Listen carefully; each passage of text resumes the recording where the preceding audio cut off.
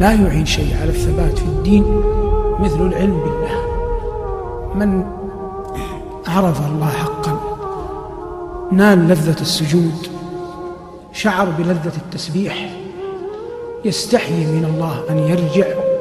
بعد أن وصل. جاء في الحديث عن أبي داود إن نوحا لما حضرته الوفاة جمع بنيه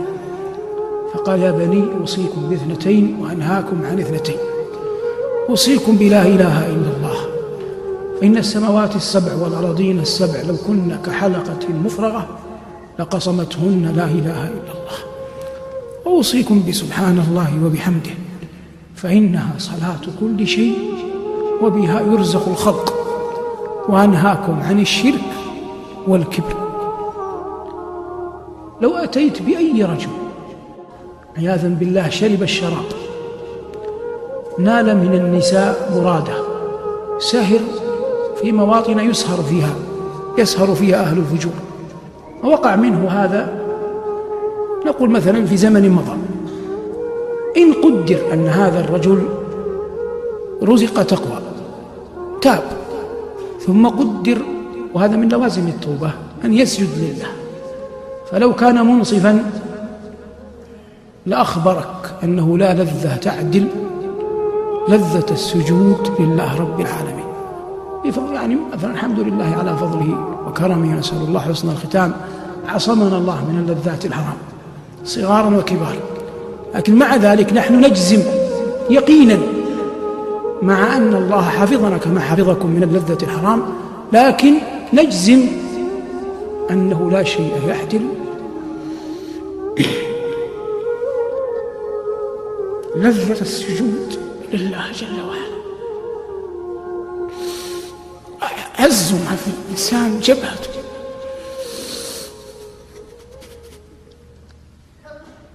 فإذا ارتضى أن يجعلها في الأرض في التراب إجلالا لله فإنه لن يحرم من الله رحمة. فرعون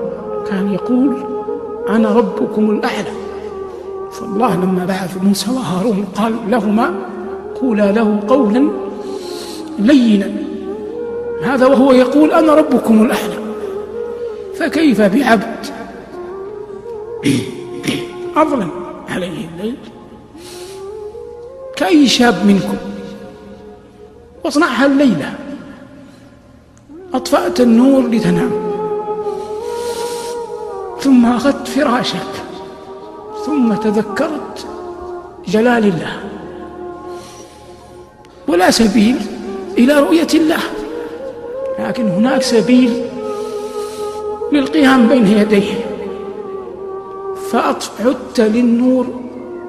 وذهبت إلى مكان وضوءك فتوضأ، ثم وقفت تقرأ القرآن، ثم سجدت، قسما بمن أحل القسم لا يوجد شيء في الدنيا من لذة أعظم من لذة السجود.